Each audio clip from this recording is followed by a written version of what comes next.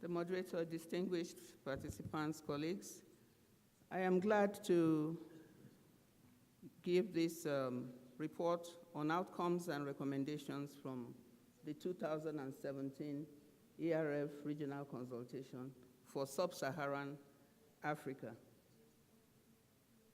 Trying to manage it.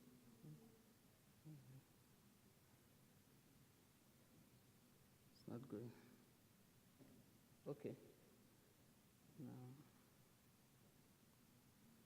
What did I do? Yes. The meeting took place in July in Lagos, and the aim is up there to obtain an overview of policies and activities at national levels in the region, including expected impact on SDG 4C, and most specifically, towards the achievement of balanced and inclusive education based on the 4 pillars proposed by ERF.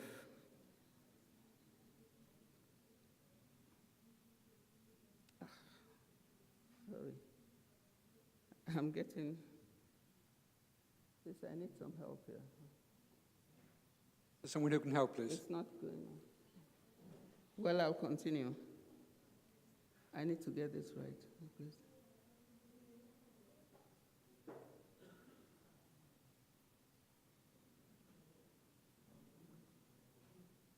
Sorry. Okay. And so the participants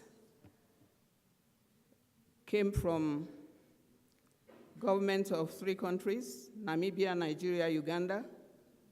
We had senior delegates from the International Council of Science, South Africa.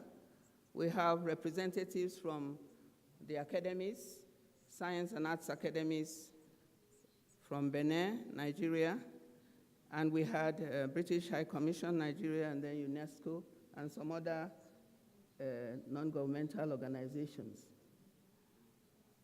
Still not working. Okay, the outcomes. The scope of participation was robust. Government, the academia, international agencies, and non-governmental organizations participated committedly. Some of the participants at that meeting are here, and so that speaks for continuity. The country representatives shared policies and mechanisms for achieving balanced and inclusive education based on the 4 pillars.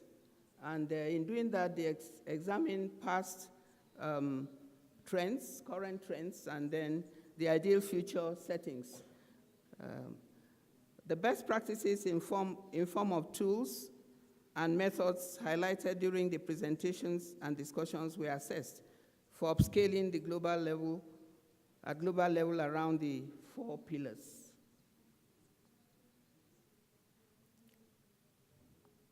And then possible collaboration and partnership were identified for next step. Now, participants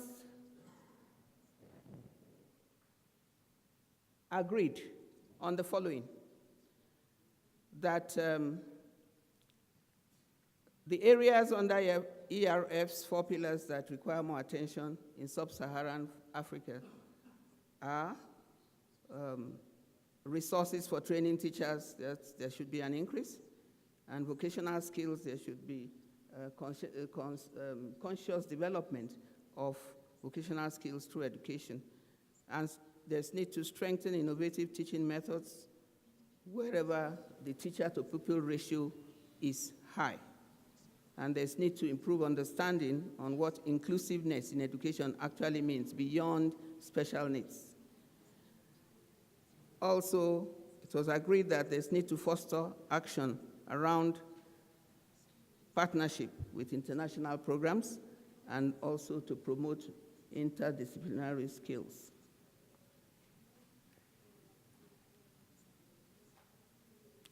It's not responding. Okay.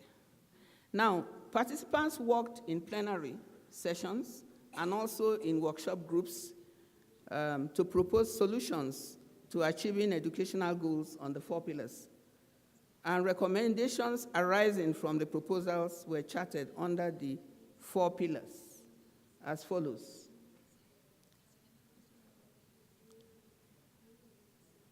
On achieving educational goals charted on the 4 pillars, I'll take the recommendations under each pillar.